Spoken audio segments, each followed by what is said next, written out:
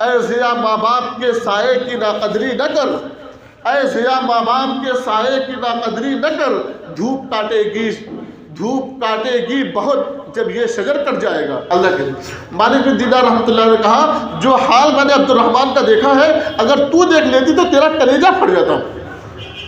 عبد الرحمن نے حرم میں جا کر کے لبیک لبیک کہا، وہاں سے لا لبیک کی صدا آئی ہے، اس کا حج 8 سال سے قبول نہیں ہو رہا ہے، تو کیسے سخت دل ماں ہے۔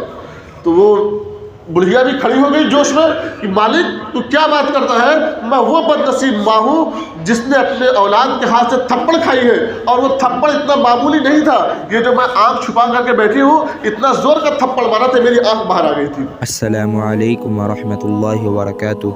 ناظرین کرام، ویڈیو بہت ہی دلچسپ ہے، بہت ہی پیارا واقعہ ہے۔ آپ حضرات سے گزارش ہے کہ ویڈیو کو آخر تک ضرور دیکھیں اور ہمارے چینل مفتی حفیظ الرحمن آفیشیل کو ضرور سبسکرائب کریں۔ الحمد للہ وکفا وسلام علی عباده الذین اصطفى، اما بعد فقد قال اللہ سبحانہ وتعالی ووصینا الانسان بوالدیہ، وقال النبی صلی اللہ علیہ وسلم الجنة تحت اقدام الامہات، او کما قال النبی صلی اللہ علیہ وسلم۔ بھائیو دوستو بزرگو، اللہ رب العزت نے ہمیں اور آپ کو جتنے بھی احکامات دیے ہیں ان تمام احکامات کو اگر دیکھا جائے تو سارے احکامات مل کر کے 2 طریقے کے احکامات ہمارے سامنے آتے ہیں۔ ایک حکم وہ ہے جسے ہم حقوق اللہ کہتے ہیں، اللہ کا حق، نماز، روزہ، حج، زکوٰۃ، اسی طریقے سے صدقہ خیرات جو بھی اس لائف کی ہم خرچ کرتے ہیں، صدقہ ہو، زکوٰۃ ہو، یا روزہ رکھتے ہیں، نفلی روزہ ہو یا فرض روزہ ہو، یہ سب کے سب حقوق اللہ ہیں۔ اس کے علاوہ ہمارے سامنے آتا ہے حقوق العباد، بندوں کے حقوق۔ اس کا دائرہ بہت وسیع ہے۔ حقوق اللہ کے لیے تو اللہ رب العزت کے ہاں حدود ہے کہ 5 اعمال، نماز، روزہ، حج، زکوٰۃ اور اللہ رب العزت پر ایمان لانا، یہ ساری ادائیگی ہم کرتے رہیں گے تو ہم حقوق اللہ کو ادا کرنے والے بنیں گے۔ لیکن حقوق العباد کے لیے ہمیں اور آپ کو ہر وقت اپنے اوپر نظر کرنی ہے۔ یہاں تک کہ اگر ہم تنہائی میں بیٹھے ہیں تب بھی یہ خطرہ ہے کہ ہم بندوں کے حقوق کہیں ضائع نہ کر رہے ہوں۔ اکیلا آدمی بیٹھا ہوا ہے اور سوچ رہا ہے کہ فلاں شخص بڑا بیکار ہوگا، بہت بڑا شاطر ہے، بہت بڑا بدماش ہے، تو ہے تو تنہا لیکن فلاں شخص سے وہ بدگمانی کر رہا ہے تو یہ بدگمانی کے گناہ میں مبتلا ہے، بندے کا حق ضائع کر رہا ہے۔ تو حقوق العباد میں اللہ رب العزت نے سب سے بڑا حق والدین کا رکھا ہے۔ اللہ رب العزت نے سب سے پہلے اپنا حق بیان کیا سورہ لقمان میں۔ حضرت لقمان علیہ السلام نے اپنے بیٹے کو نصیحت کی تو حقوق اللہ میں سب سے پہلے اپنے بچے کو یہ کہا کہ اللہ کے ساتھ کسی کو شریک نہ کرنا، کیونکہ شرک ایک ایسا گناہ ہے کہ اللہ رب العزت اس کو کبھی معاف نہیں کرے گا۔ ان اللہ لا یغفر ان یشرک بہ ویغفر ما دون ذلک لمن یشاء، کہ اللہ رب العزت شرک کا گناہ تو کبھی معاف نہیں کریں گے، اس کے علاوہ جسے چاہیں گے اپنے فضل سے معاف بھی فرما دیں گے۔ اس کے علاوہ کے گناہ، شرک کے گناہ کو اللہ رب العزت ایسا ناپسند کرتے ہیں کہ ایک مشرک، ایک کافر اگر اپنے جان کو بچانے کی فدیے میں پوری دنیا بھر کر کے سونا دے دے اور کہے کہ باری تعالیٰ یہ پورے دنیا بھر کر کا سونا میرے فدیے میں لے لیا جائے اور مجھے جہنم سے بچا کر کے جنت میں ڈال دیا جائے، پھر بھی مشرک کی بخشش نہیں ہے، پھر بھی کافر کی بخشش نہیں ہے۔ حقوق اللہ کے سلسلے میں سب سے بڑا حق اللہ کا۔ دوسرا حق جو والدین کا ہے، والدین کے حقوق کے بارے میں اکابرین نے لکھا ہے یہ اتنا بڑا حق ہے، اگر کسی نے والدین کے حق کو ضائع کیا تو محشر میں اس کا بدلہ جو ہوگا تو ہوگا ہی، وہ اس دنیا میں بھی اس کی سزا دیکھ کر کے مرے گا۔ جو والدین کے ساتھ اس نے کیا ہے اس کی اولاد اس کے ساتھ بھی وہی معاملہ کرے گی. والدین کے حقوق کی ایسی نحوست پڑا کرتی ہے. اور والدین کے حقوق کو ضائع کرنے والا آج کل کے ہمارا نوجوان طبقہ ماں کو اس چھوٹی سی عمر میں میرے بھائیوں ہم نے کانوں سے یہ بات سن لی ماں کو کہہ رہا ہے کہ بھونکنے والی مشین ہے. ماں کو کہہ رہا ہے بھونکنے والی مشین ہے. تو میرے بھائیوں اللہ کے نبی صلی اللہ علیہ وسلم سے حضرت جبریل علیہ السلام نے پوچھا کہ قیامت کی علامت قیامت کب آئے گی؟ تو اللہ کے نبی صلی اللہ علیہ وسلم قیامت کے بارے میں مجھے بہت زیادہ علم تم سے زیادہ تو نہیں ہے. تو جبریل علیہ السلام نے بتایا پوچھا کہ اچھا اس کی کچھ نشانی بتا دیں کہ قیامت کب آئے گی؟ تو اللہ کے نبی صلی اللہ علیہ وسلم نے فرمایا ان تلد الامۃ ربتها وان ترى الحفاة العراة العارة لعاء الشاء يتطاولون في البنيان.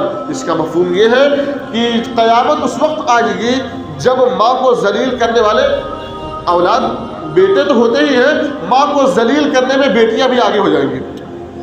ماں کو ذلیل کرنے میں ان تلد الامۃ ربتها کہ جب بیٹیاں اپنے ماں کو یہ اس کا ترجمہ نہیں اس کا مفہوم میں بتا رہا کہ بیٹیاں اپنے ماں کو بھی ذلیل کرنے لگیں گی.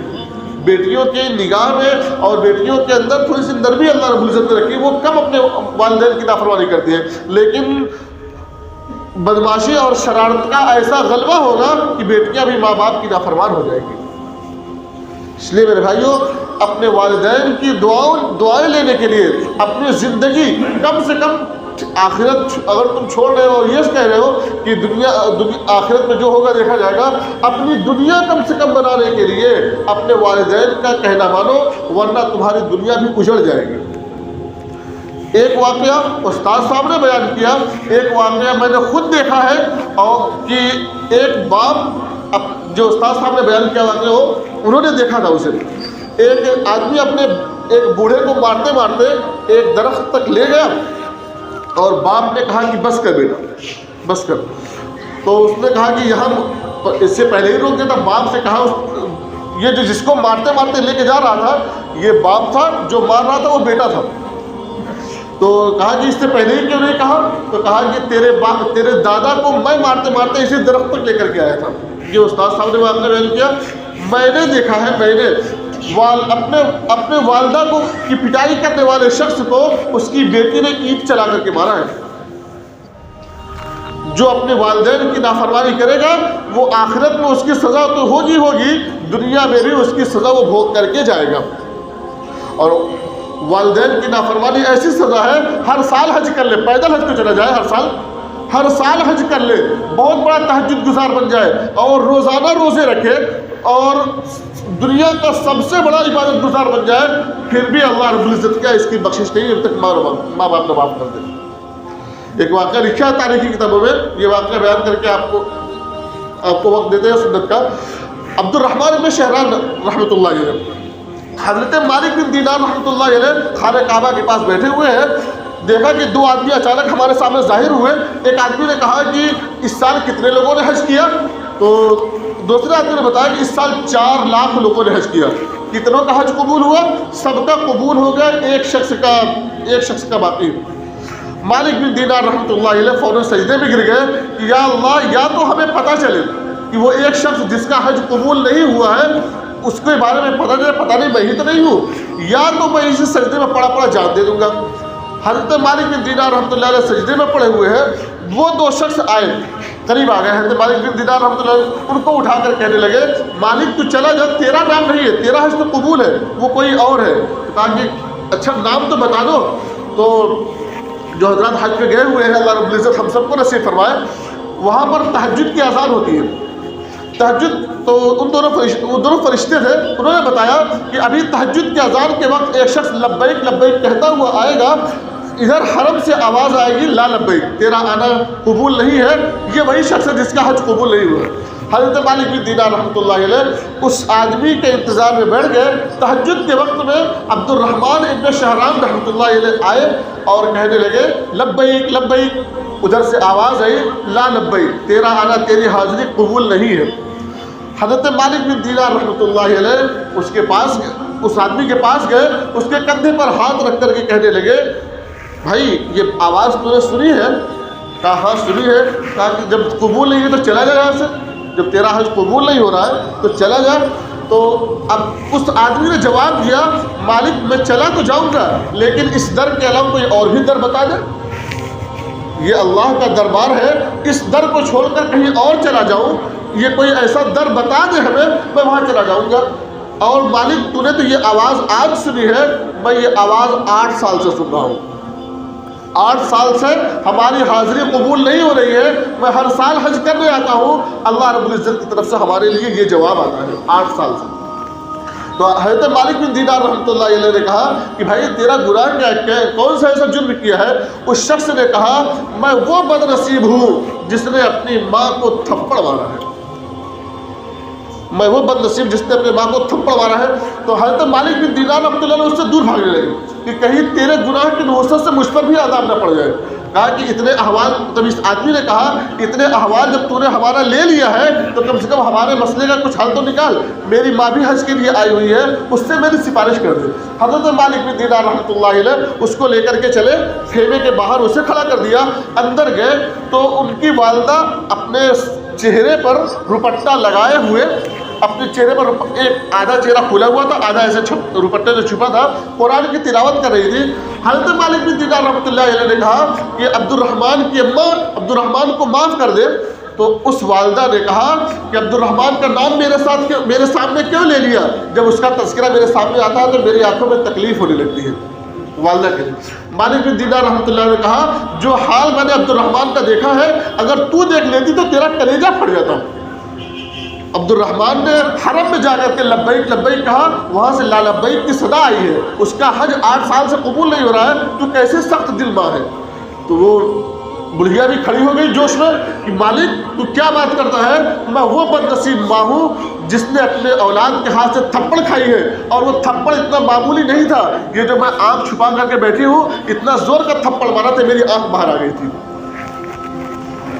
اتنا زور کا تھپڑ مارا تھا کہ میری آنکھ باہر آ گئی تھی. اب پھر بھی کہنے لگے کہ تھا تو وہ بیٹا نا, تجھے بھیجا ہے سفارش کے لیے, وہی چلا آتا معافی مانگنے کے لیے, میں معاف کر دیتی.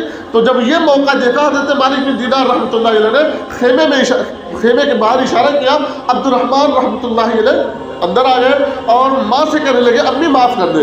کہا کہ یہ 8 سال سے اب یہی انتظار کر رہی تھی, تو آتا میں تجھے سینے سے لگا لیتی, تجھے معاف کر دیتی. 8 سال سے تو معافی مانگ نہیں ہے.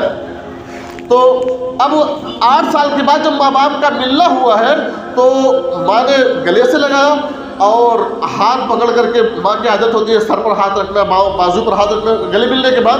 تو عبد الرحمن ابن شہران رحمۃ اللہ علیہ کے ہاتھ پر جب ان کی والدہ نے اپنا ہاتھ رکھا ہے تو ایک ہاتھ یہاں سے غائب تھا. کہنے لگے کہ عبد الرحمن جب تو پیدا ہوا تھا تو تیرے تو دونوں ہاتھ تھے, میں نے اپنی تیری جوانی میں بھی تیرے دونوں ہاتھ دیکھے, تیرا ایک ہاتھ کیا ہوا؟ عبد الرحمن ابن شہران رحمۃ اللہ نے کہا کہ امی جان جس دن تم نے تھپڑ مارا تھا اسی دن اس ہاتھ کو کاٹ دیا تھا, کیونکہ جس ہاتھ نے تیرے منہ پر تماچے مارے ہو اس ہاتھ کو لے کر کے اللہ کو کیا وہ دکھاؤں گا. اپنے آپ کو اتنی سزا دینے کے بعد بھی 8 سال سے حج قبول نہیں ہو رہا ہے. 8 سال سے ہم اور آپ والدین کی تھوڑی سی بات پر چل چل بڈھے کہہ کر کے اسے ٹھکرا دیتے ہیں, اس کے دل کو تکلیف دیتے ہیں. یہ زمانہ ہے ہم کچھ نہیں دیکھتے, پیمپرس کا زمانہ ہے. آپ کو کبھی آپ کی والدہ نے کبھی بھی گیلے میں نہیں سلایا. آپ ایک رات بستر بھیگ جاتا ہے, دوسرا تبدیل کرتے ہیں. آپ بار بار اگر رات بھر میں 12 بار پیشاب کرتے تھے تو 12 بار بستر بدل کر کے آپ کو سوکھے میں سلایا اور اپنے آپ کو گیلے میں سلایا ہے. یہ والدین کا احسان, صرف اتنی بات کا احسان, پوری زندگی کی عبادت دے دو گے تبھی آپ اس کے برابر نہیں ہو سکتے. ایک صاحب نے عرض کیا کہ ہم نے اپنے والدہ کو اپنے کندھے پہ رکھ کر کے حج کرایا ہے, تو کیا میں نے اپنے والدین کا حق ادا کر دیا؟ جواب ملا کہ تم نے جب تو پیدا ہو رہا تھا تیرے ماں کو جو تکلیف ہو رہی تھی اس تکلیف کی پہلی جو لہر اٹھی تھی اس ایک لہر کا بھی تو نے ابھی حق ادا نہیں کیا, تو نے کندھے پر حج کرا دیا. تو اس لیے ہماری نوجوان ساتھیوں سے درخواست ہے، ابھی تک جو معاملہ والدین سے ہوا ہے، والدین سے کہہ لے کہ والدہ آپ خوشی کی محفلوں میں بیٹھتی تھی اور اس محفل میں آپ کے اوپر میں پیشاب کر دیتا تھا تو آپ مجھے ڈانٹتی اور مارتی نہیں تھی، پیار ہی کرتی تھی، ہم سے وہ غلطی ہو گئی تھی، ہو گئی، اب ہمیں معاف کر دے، ہماری زندگی بن جائے، ہماری آخرت بن جائے، اللہ کی راہ میں شرمندگی نہ اٹھانی پڑے، اس کو سامنے رکھ کر کے آپ ہمیں معاف کر دیں اور صلح کر لیں، والدین کو خوش رکھیں، ورنہ میرے بھائیوں کہنے والے نے کہا ہے اے ضیا ماں باپ کے سائے کی ناقدری نہ کر، اے ضیا ماں باپ کے سائے کی ناقدری نہ کر، دھوپ کاٹے گی بہت جب یہ شجر کٹ جائے گا۔ والدین جب نہ ہوں گے پھر آپ تنہائی میں رہو گے، آپ کو کوئی پوچھنے والا نہیں ہوگا، جس پر اپنا سب کچھ کھپا رہے ہیں آپ کبھی کہنے لگو کہ اپنی بیویوں کے خلاف بھڑکا رہا ہے، آپ کی بیوی بھی آپ کو وہ پیار دینے والا نہ ہوگی جو ماں دے دیا کرتی ہے۔ اللہ رب العزت ہم سب کو عمل کی توفیق